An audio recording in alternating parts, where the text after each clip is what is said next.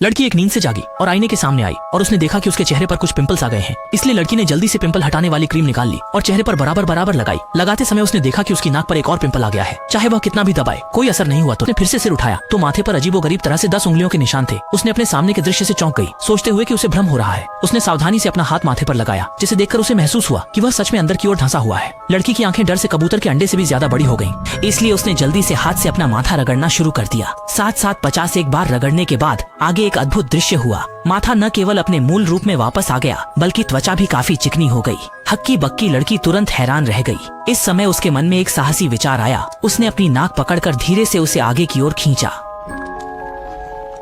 हे भगवान! नाक अचानक से पतली और लंबी हो गई, जिससे लड़की बहुत खुश हो गई। फिर उसने नाक को वापस धकेल दिया। इस समय लड़की ने बगल में पत्रिका के कवर पर मॉडल को देखा और उसके मन में एक साहसी विचार आया। उसने पहले माथे को 5 सेंटीमीटर ऊपर खींचा, फिर ठोड़ी को 10 सेंटीमीटर लंबा किया, फिर छोटी आंखों को बढ़ाकर तस्मान की बड़ी आंखें बनाई और छोटे चेहरे को ऊपर धकेल दिया। तुरंत खीरे जैसा चेहरा बन गया।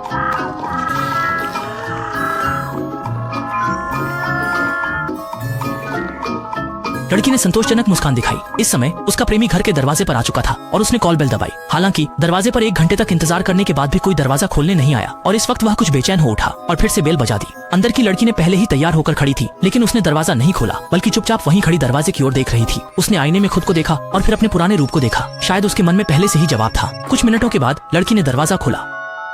माफ कीजिए, मैं पूरी तरह से व्यस्त, बहुत सारी बेकार बातें। अंत में लड़की ने फिर से अपने पुराने रूप में लौटने का ही निर्णय लिया। बहुत बढ़िया दिख रही हो। चलते समय बॉयफ्रेंड ने महसूस किया कि लड़की पहले से कहीं अधिक लंबी हो गई है। लड़की ने कहा कि शायद ये ऊंची एड़ी के जूते पहनने के कारण है।